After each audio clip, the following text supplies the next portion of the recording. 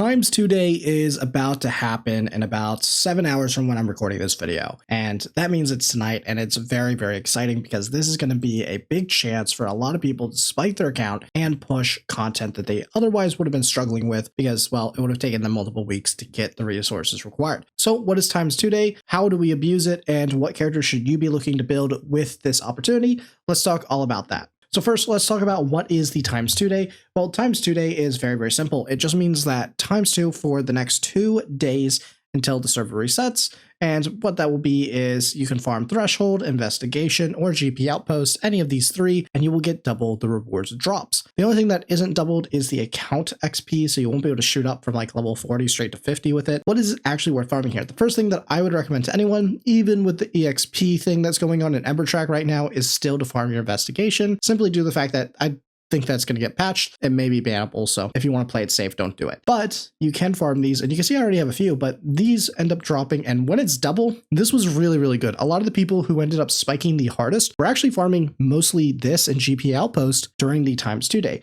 They didn't save everything for the Threshold. Instead, they were actually spending a lot of it in the Investigation, due to the fact that this is the best time to expand your roster. And in a game like this, mostly now with all the buffs that have happened to more difficult late game content, you are going to want to have the right units, have the right roster, because you very much can't do it unless you do. What are the units that we actually want to focus on? You're probably wondering. Well, the first one that I highly recommend everyone to build is Vice. This guy has been popping up in China, well, Asia, and has been absolutely dominating. And a lot of people call it the Great Wall of China, and I call it the Great Wall of Asia server, because that's what it is. This guy's insane, and he's very easy to build, so I highly recommend farming and getting this guy up. Then you have Kachi the Guard. This guy has the ability to put up immunity, and also when he criticals, he will have the chance to extend all those buffs by 1 turn. This is really, really nice, and you just need to build him with like speed and effect accuracy and stuff like that. He also has a turn meter minus with the speed down, which is pretty nice. Overall, this guy is really, really good for extending buffs and being cheesing, and people are abusing him with characters like Dorothy, as well as using other characters to extend, like Mia, to extend the immunity, so this way you can push through content like Sharon. So this is a good opportunity to raise them, because otherwise you're going to feel like, oh, it feels really bad right now when I want to get better gear. I want to focus on the characters that I need to improve the content to make it more consistent. It just feels bad to waste it here. But now it feels really good because you're going to get a bunch from this double investigation. You also get shadow prints, which are really nice. This is going to help you star up those characters in the first place. And on top of that, you can get other rewards here. Like you can get just standard summon pools. You can get Hydra crystals. So there's a lot of good rewards that you can get double here, making this very, very valuable.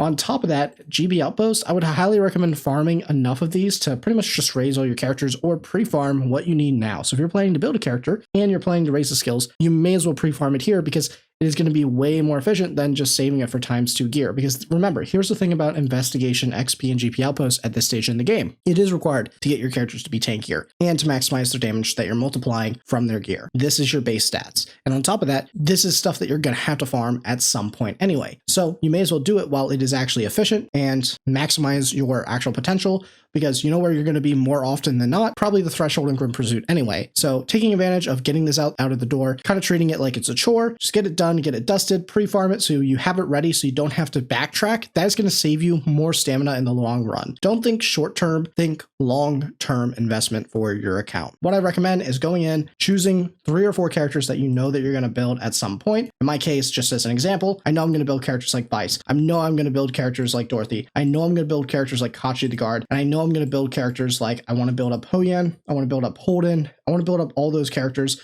and even Ashu, right? So these are characters that I know I'm going to build 100%. There's no ifs or buts or meta dependent type stuff.